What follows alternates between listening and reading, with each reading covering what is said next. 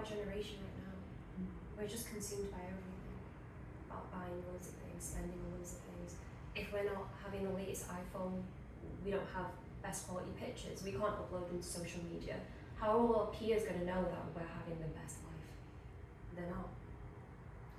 They just think you're just under everyone else, and it's always comparison.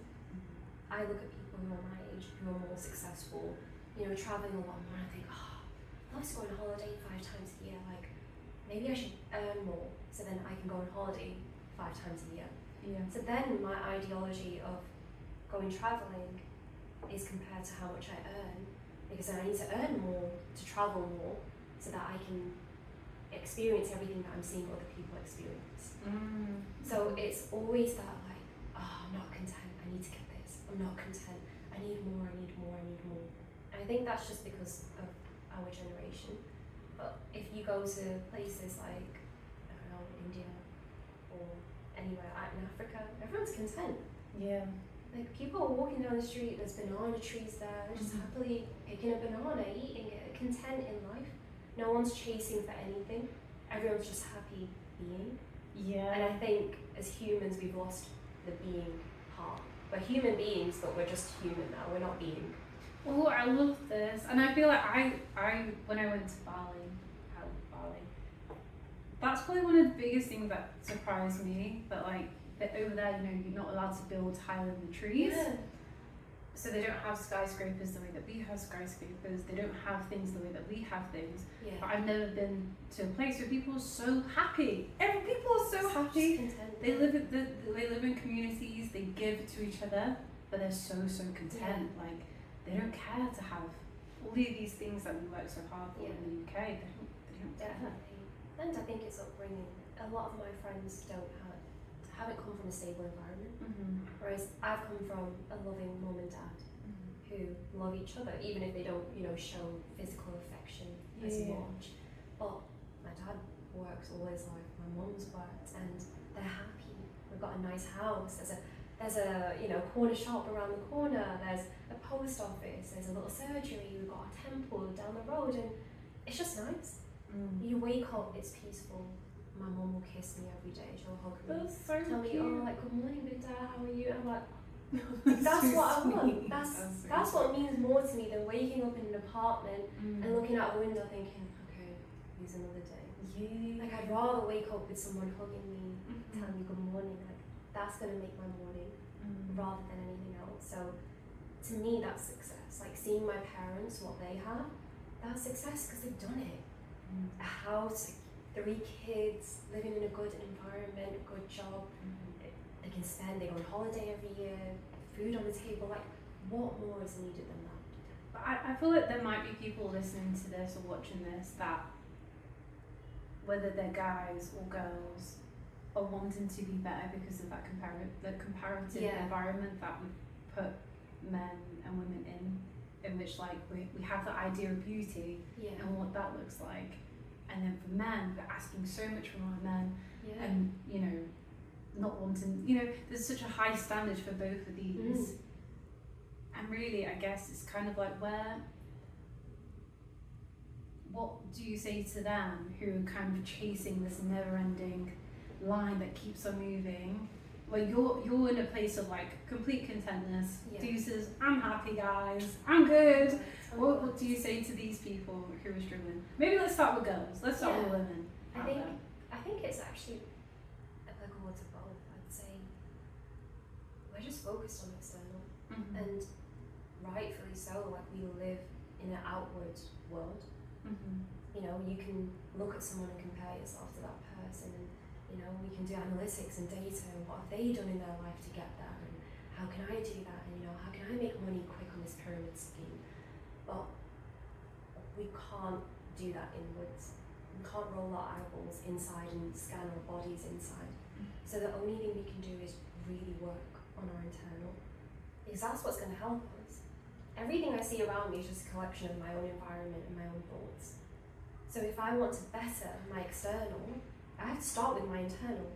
Like, there's no other way. If I try to do it the other way around, it won't work.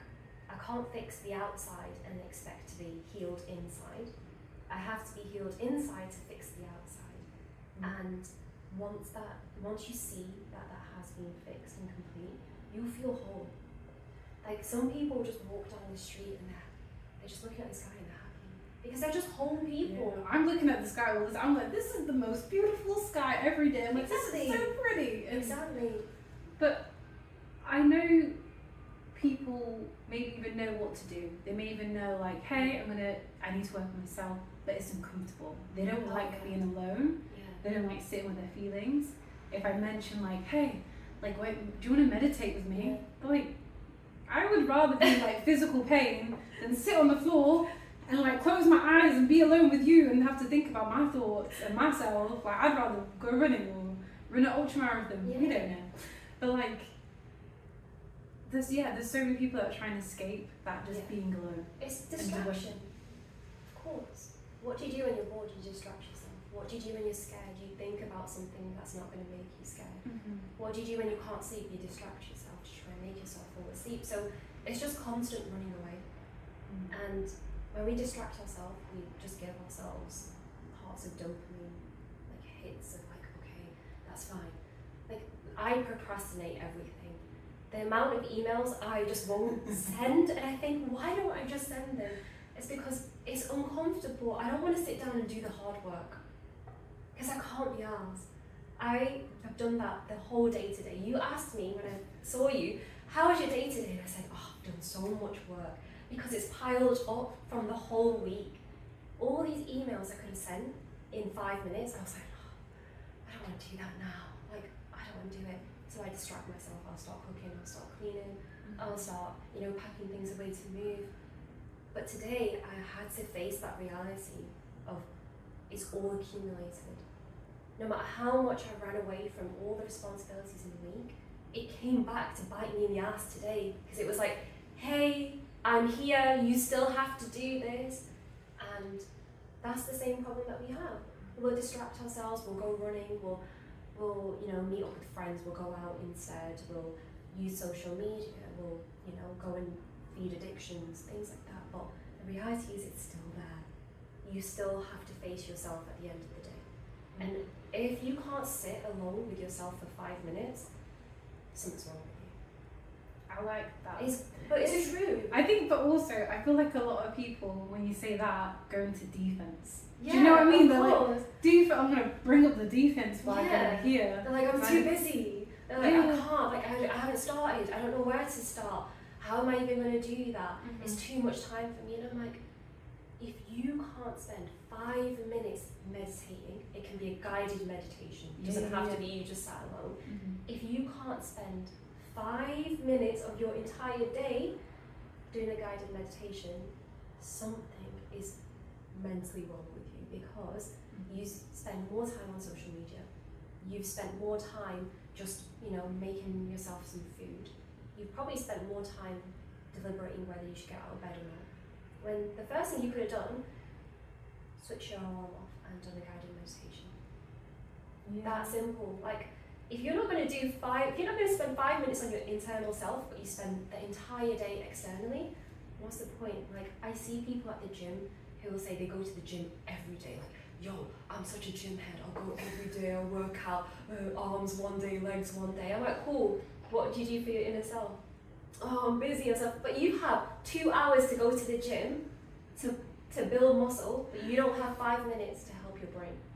I remember saying this in a past relationship, and I just felt that like I was talking like crazy when I was saying like, hey, you spend all this time on this, where are your priorities? And like, your priority might be first of all yourself, but if you're not putting the actions and the time in, and I have to literally write down, these are my priorities, where is my time? Because also sometimes it's easy for like my time to be spent here rather than like nurturing my relationships and doing whatever I think I'm supposed to be doing. But I don't think a lot of people want to take accountability, and I think it's really easy to go, that's distracting, social media is distracting, like my friends are distracting, my love mine's always like, dating is really crazy and distracts my brain, like it's very confusing. But like, we have to take accountability for ourselves, our lives and our feelings. Definitely. And I guess that's the one thing that I think maybe we'll go on to now is like happiness and expecting other people to make us happy, and that's something that I've struggled with, because like I've tended in, you know, with my parents or in relationships or just in general, like that expectation that like, oh, but like I had an expectation on you and you didn't fulfill that. Yeah. And I think because I'm can be very, very giving, very, very nurturing, I look for people to love me the way that I love them. Yeah. And when they don't, I'm like, what is this? Like, I gave you love and you just threw it in the bin. You didn't even care. But like, yeah, I don't know. What do you think about that? I feel like I just said lots of things there. I'll pick up on the point of like happiness, and I think what's been thrown around now is this like, oh, I'm just spending time like on self-love. Mm-hmm. I need to like love myself. I'm spending time on self-love. Like, to me, I'm like, what is self-love? There's no such. How can you love yourself? Because loving yourself means that you're separating you as a person into emotion. You are yourself. You either are in a state of love or you're not in a state of love. You can't love yourself because then you're separating who you are into like a different person. So if I'm saying, I'm really working on myself, I'm trying to love myself, what I'm saying to you is that I don't recognize myself as love. So I'm trying to love myself in like a different body. Mm-hmm. Instead, I'm like, no, I have love in me. I either walk around in that state of love, or I don't walk around in that state of love, but I'm either that or I'm not that. Like, people are either joy or they're not joy. They're either full of love or they're not full of love. But you have to recognize the fact that we all are love. Mm-hmm. And all we need to do is awaken it from within. But you can't give yourself love, you just have to be love.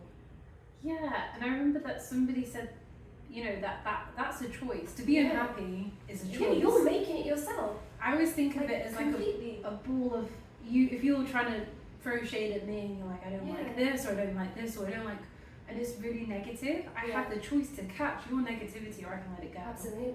And I remember that I heard that how you feel when you're in love with somebody or whatever, after all the breakups and whatnot, like you generate that feeling. You can go back to that feeling anytime you want, but we don't. 100%. I'm like, oh, I love you. Oh, this feels so good to love you. And I'm like, wait, but I'm generating that feeling. You're not doing anything to like, you know, turn a switch on that makes me feel this love. It's actually coming from me already anyway.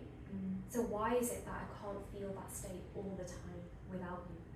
Why is it that I need another person attached to me to be able to be in that state?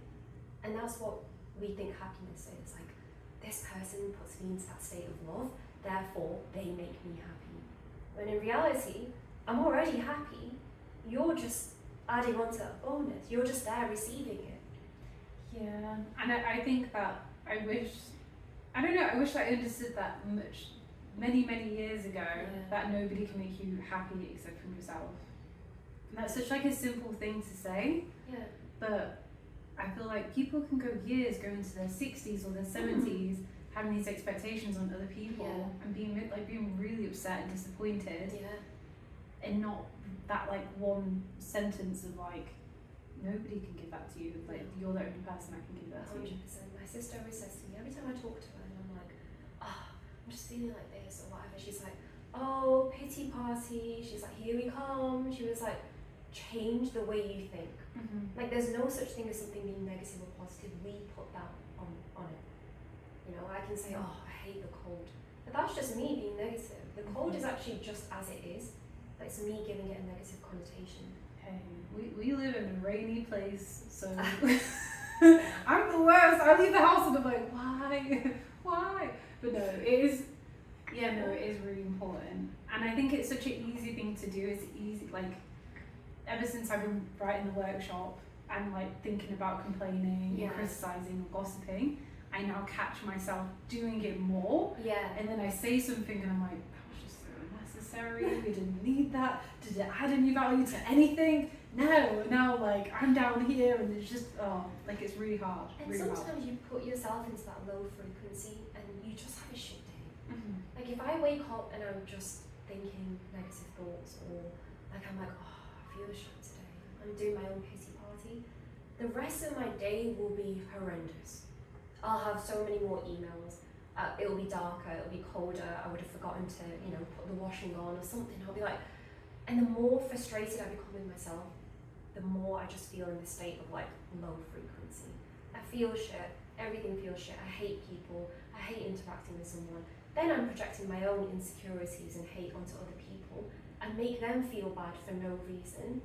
And it's just a knock-on effect. Whereas if I'm feeling a bit shit, I should just say, look, I'm going to feel like this for 5 minutes. After I've got it out of my system, I'm going to go back just to being normal, happy, and being grateful for everything around me. And that, all it takes is that kind of mindset to really change someone's day. Yeah. And if we do that day by day, it'll change your week, then it'll change your month, then it'll change your year, and it will change the rest of your future. So why not?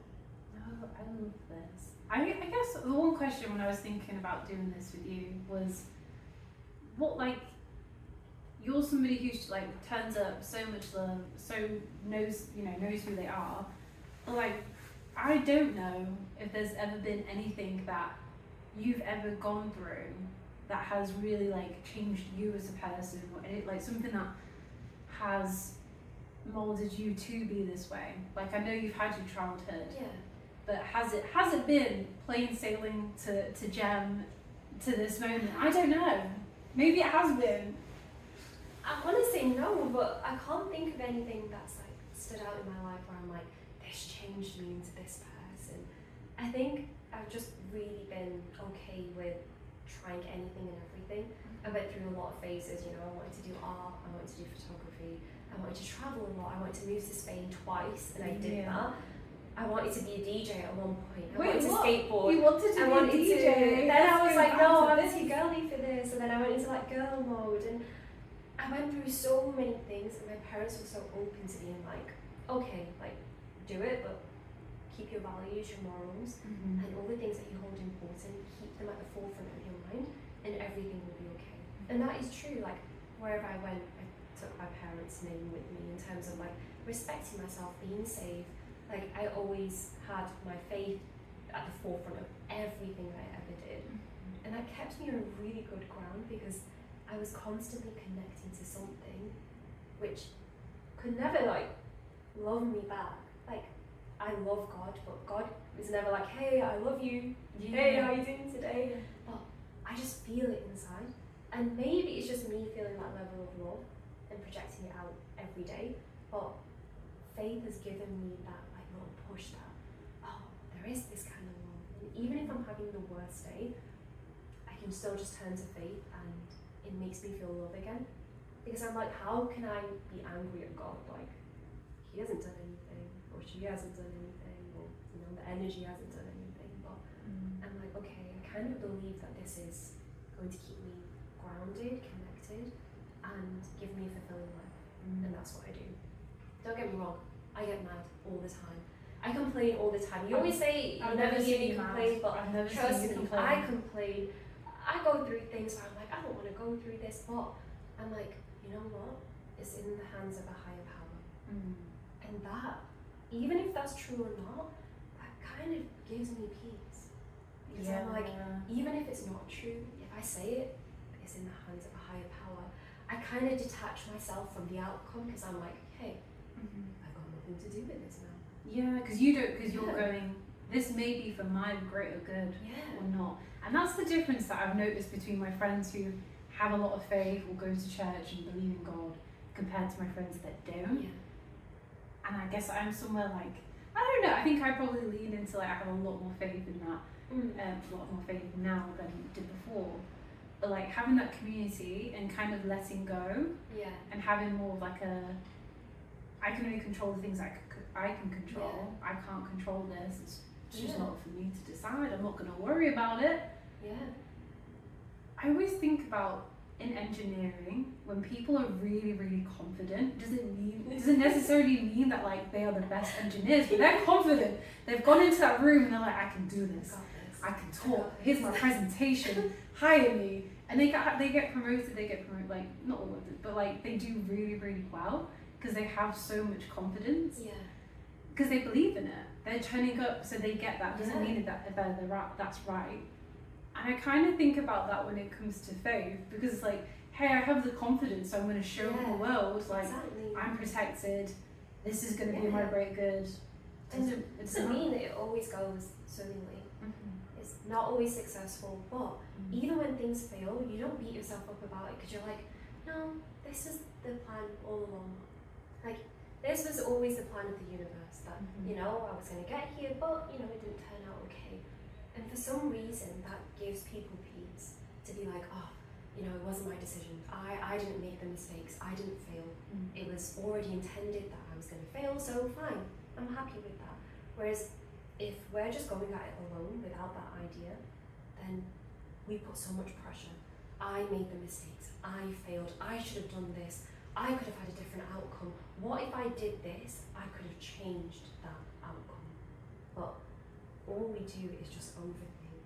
Then it leads to depression overall. You just keep going round and round in circles. But if in that moment you're like, it wasn't for me, it's okay. That person wasn't meant for me. This job wasn't meant for me. You just like, I'm done with it. Like, hey, I'm good now. You know, it wasn't in my plans and good stuff. But I feel like that's come so naturally to you to let things go. And I feel like you just let things go and you're like down the river and you're like, it's so good. And then I'm like hanging on to a branch and I'm like, no, wait. I'm scared. I'm scared. I don't want to go down the river. And yeah, I do think I wasn't really taught as a kid. Yeah.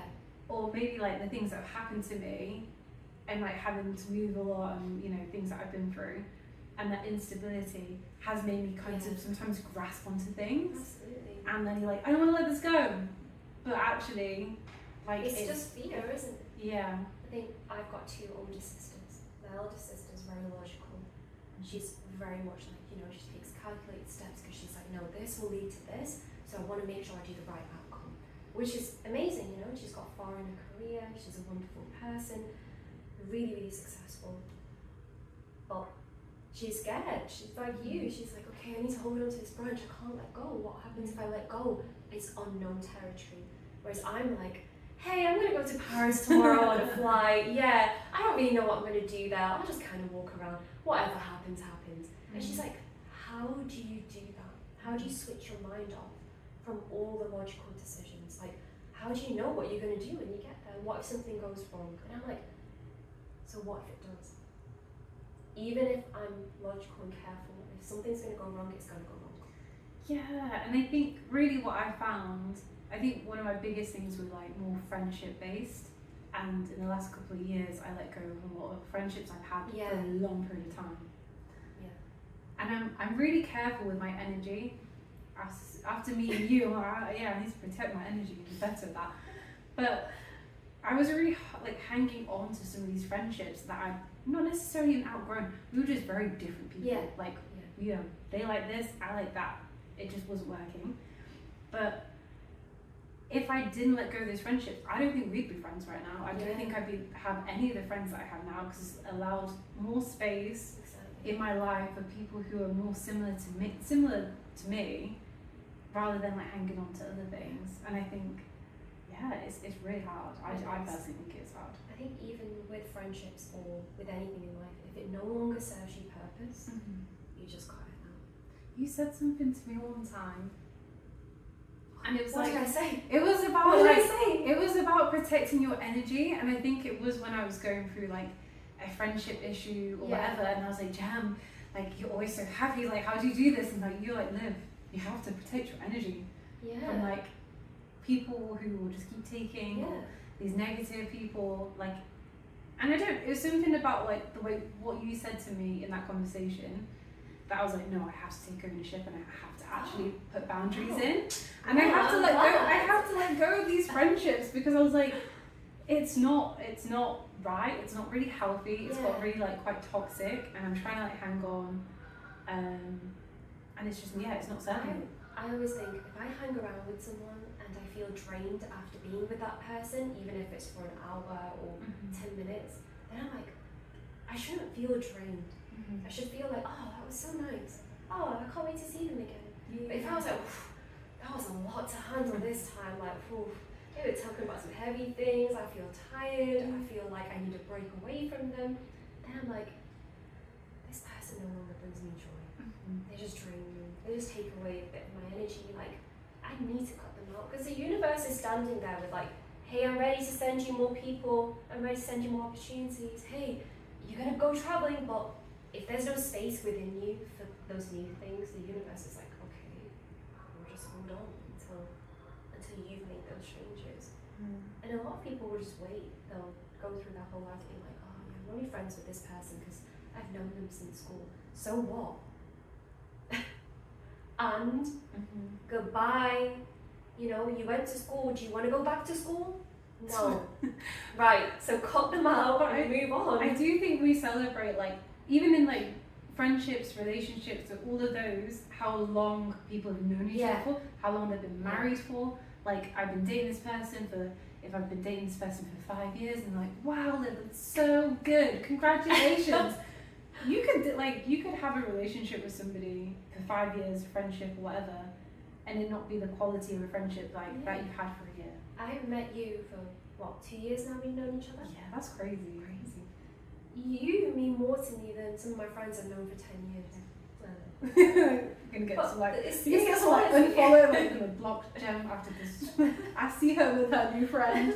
No. You know who you are, those people I've known for 10 years in Preston, you know who you are. Oh, you can't call out the Preston too. You're just like, yeah, you know. The whole of Preston. You're going back to Preston too. Do you know what I mean? You've like lived and visited me. That's my only friend now. But it's true, like some of the qualities that we have as a friendship group now, because we're older, we've had different experiences. You know things about me and I know things about you because we've gone through those experiences at the same time. And sometimes your friends just become part of baggage. You put them in a little backpack and you just carry them around, but the reality is you don't really get them out. You're not like, hey, let's meet up, let's talk, what have you been going through? You just see them and you're like, hi, like, yeah, you're comfortable, you're home. Yeah. And I like that. But you can't, like, if there's no growth, if that person no longer inspires you, every time I see you and have a conversation, I'm always left with something. Even if it's just like a little croissant you've bought me from the bakery and you're like, oh, I thought about you today. Like, things like that mean so much to me. Whereas if I go home, my friends are just like, hi. I'm just like, I haven't seen you in ages. Like, is there no like excitement? Is there nothing? Like, what does this mean to you now? And if that friendship isn't at that quality, like for me, friendship is love. And friendship is almost like a relationship. Like me and you know, under the right circumstances, we'd be together. We would. We would have that little family, cute little babies in a house. It'd be sorted. But that's real friendship, is when it's almost like a relationship. Like, I'm getting everything I need from you. That's real friendship. That's love. It's family. It's trust. It's growth. It's inspiration. It's a future together. And if your friends don't have that list, why am I friends with you? It's like, so true. I'm people. No. I've definitely grown. That is what I will say. I've grown. I'm growing. Continuous. Growing. But also, I feel like I went through a phase where I didn't want to make new friends. Yeah. Because I was like, I have so many. I don't feel like I give them like as much of me as I want.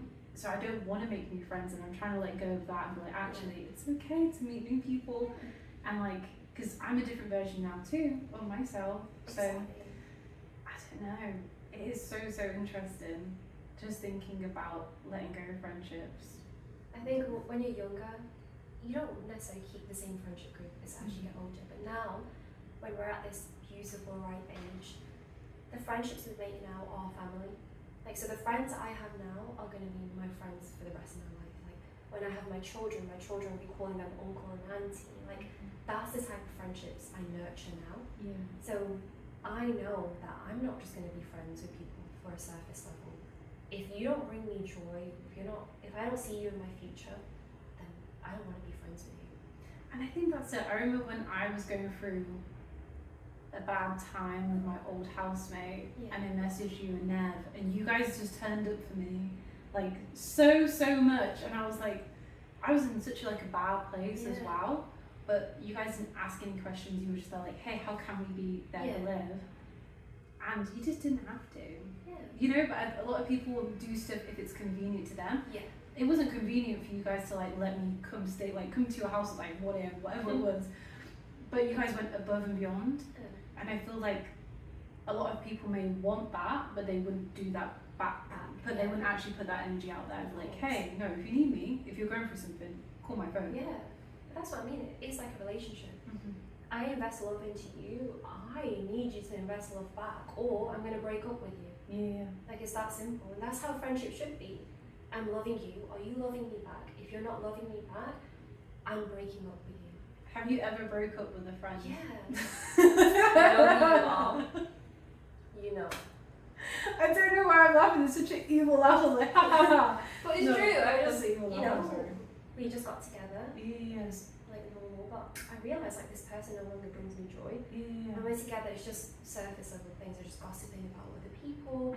There's no real like depth to our friendship anymore. So we just naturally parted. But I did make sure to say like, you no longer serve me purpose in my life. And that's exactly what I said. That's what you. I feel like it's a hard thing to say, and I think a lot of people shy away from having hard conversations. They shy away from saying things that they actually feel, and they ghost. But I do feel like you should treat other people how you want to be treated. So I feel like you own in that conversation and be like, this is how I feel. This is it. And it was a mutual decision. We both were like, oh, okay, like it's not because we didn't love each other anymore. We just grew apart as two people. I was more centered on like, you know, being around someone, like I said, that gave me all that list. And she was more just still about, you know, surface level things, which didn't align to me. So I was like, well, you're not a bad person, I'm not a bad person. We're just different people. That's all it is. Beautiful way to come at it. And I do feel like people can get really awkward around those things, and maybe you would rather just avoid it. Like I had a friend who I was really close with, and I addressed some issues that I've been having with her. And instead of kind of being like, hey, do you know what, I didn't like it with different people, I just got ghosted. So I got ghosted, dumped by like one of my old best friends. It's even worse. Yeah, it was actually. I was kind of like, I'd rather us have like sat down and be like, hey, this isn't working. Like, I love you, life. That's it. But I was also kind of thought, if somebody doesn't want to have that conversation with me, that's okay too. That's okay, yeah. Some people don't want that because it is a hard conversation to have. It's like I said, it's almost like breaking up with someone. How can you even start to think about doing that? Like, it's really, really difficult, especially if no one's done anything wrong to you. Then to be like, hey, by the way, you haven't done anything to me, but like, I just don't want to see you. Yeah, that's really hard. hard. That's so hard. So I get it, ghosting someone or just distancing yourself naturally, it happens over time, but I think the older you are, the more you respect transparency and honesty. I think when you're younger, you go through a lot of different friend groups, you change as a person, you're constantly evolving and changing, but then when you get to a certain age, you're like, actually, I respect transparency, honesty, and a routine, so I kind of need that in a friendship as well. So yeah, routine is important too. Like, because I think a lot of our friends they've moved so far away, and even if we don't necessarily see them, like, I don't need to talk to you all the time to know that I love you, but we still need to have like an interaction, right? Yeah, 100%. With Nev, I don't speak to him every day on the phone or anything, but we have those little interactions throughout the day. He'll send me something stupid that reminds him of me, or I'll send him some stuff, or I'll be like, oh, you know, what have you eaten today? And he'll send me a picture or something, just anything. And it's about those little interactions of like, oh, I'm actually thinking of you. Here, hi, picture, GIF, video, whatever. And those are the things I'm like, oh, yeah, like that's love, right? That's real friendship. Yeah, and I think because I'm not on social media, when my friends like screenshot something and they send it to me and they like download it to send it to me. That's love. I'm like, wow, I'm really loved here. Or like when there was riots where I live, they were like, get home, and I was like, okay, cool, I don't know what's happening. But like, I do feel very blessed that people do consider me, because I don't see the news. I don't know what's happening in the world. But it's that you are on their mind. Yeah. Because it's that love and trust that they've built that, she does appreciate me and I appreciate her. Yeah. Like sometimes you'll send me voice notes in the morning. Hi beautiful, hope you're having a nice day. I'm just on my nice walk right now and I was just thinking, hi, how's Jem today? Okay, I'll see you later, bye. And I'm in bed listening to her thinking, I love this girl. Oh. Like it's so sweet. You just randomly think of me. So you're like, I'll just send her a voice note. I love that. That's so what it should be. I love this. I guess my last question for you, because I want to talk about stress and I want to talk about confidence, is if you had all the confidence in the world right now, what would you be doing that you're not doing? I think that's a really hard question. So If I had the confidence and the money. you can throw the money into it too. If I had the confidence and the money, Uh-huh. I would have my own business. In what? I would be doing something spiritual related, whether that's like, selling things that are natural or, helping people with like Ayurvedic practices and understanding things about themselves and how to help themselves better with health and nutrition and just mind, body. Creating like a really creative environment for people to come and say, hey, like I'm a creative, I want to do something in this space, cool. You want to put on a fashion show, amazing. You want to do some artwork, you want to do some music events, cool. Shall we have a day where we're just selling turmeric and honey face masks? I don't know. Just anything that's going to make people feel comfortable at home and feel like it's their own space. I would open a million places like that. Okay. Secondly, I would have a villa in Bali next to you. Okay, And good. we would be going to the markets, really funding back into the community somehow, doing just really wholesome things. And thirdly, I would probably be helping my friends more in what they want to achieve. So whether that's, with yourself or Nev, with his business, I'd be more hands-on. I'd be like, what can I do? Yeah. Like, if that means I have to go out and speak to people for you, I'll do it. That means you want me to, fund your marketing material, cool, I'll do that for you. But just having that confidence that I can do that for someone else, That's such a beautiful answer. and I'd be at Disneyland. By yourself, or you taking people with you? Oh. You're like, I'm Oh. going alone. Oh. I go alone Yeah. first, and then I'll Then send yeah, for you guys. let me just be happy first, and then I'll watch everyone else be happy with me. We don't have to bother. Like, we could be like in the background. You can take without you. pictures. I know. I'm awful with pictures. That's like the worst. That's my worst job. Liv's job is to you have one photo. I send to my mom. But yeah, I think that's it. Like, for me, I'm not someone that wants a lot for myself, but I love experiences and I love sharing that with people, except Disneyland, I love that for myself. Okay. But I think that's what would, like, that's the same thing that would make me feel like I've hit success. Is I feel fulfilled just by watching other people be in something that I created, like being in a safe, creative environment that I've done. That's so beautiful. I'm excited for you. I'm excited for the business. It's gonna happen. So. I'm excited to live next to you in Bali. Me too. Those villas. Yeah. As long as you come help, like if I have a gecko, then I'll like Jem. I'm scared. You got a free babysitter next door. They catch me at 3 a.m. like there's a lizard in my room. I will come wake you up. I feel like it's God's plan. Just No, it's not God's plan, and I'm not staying in the bed with no lizards. I'm not doing it. But I just wanted to say, first of all, do you have any questions for me? Because I feel like I've been like. I feel like my only question is, what has led you to this place now? Oh, Jesus. Jesus, I'll take the Jesus out there because I keep saying Jesus and I'm sorry. I keep saying Jesus. I think really like my aunt, I think my aunt's probably the biggest part of why I'm doing this. So she got ill in like her mid-20s or late 20s and she got cancer and she deteriorated really fast. But watching her live on and off with depression, and then when she was told that she was terminal, all of these things that like she put into the future, like she just wanted to have a family, she wanted to like have a job, like she was so excited, but everything was always in the future, it was never in the present. And but when she was told, like, you don't have long left to live, like, you've got a couple of months, and then the months it just got smaller and smaller. I've just never seen that reaction. There was so much regret in, like, the way that she had lived her life, like, she had forever. And then I think when I studied my engineering, like, I am foremost an engineer, I do think like an engineer, but then I always had this desire to help people live fulfilling lives, and learning about, like, mindfulness and becoming more spiritual. Like, how do these two come together? Because, you know, like, that's the only thing that does happen. We know we're all gonna die. Like, that's gonna happen, and I feel like a lot of people want to ignore it and put it really far away. But I'd rather be like, okay, how do we solve that fulfillment? What does that look like? Because a lot of people are learning, like myself, like I've learned so much, but I wasn't always practicing, and that's kind of where my engineering comes in.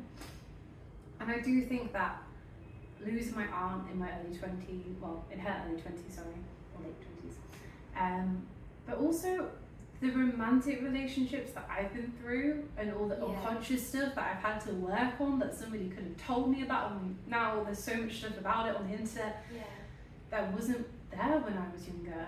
So having to go through all of that has led me to this path where I've had to learn to love myself, because it was coming out of my dating. Like, I've had to appreciate that without being mindful, I was always going to live in the future, I was going to live in the past, and I wanted to be present. So I feel like all of these different hurdles in my life, like, push me into the business and push me to be the person I am now.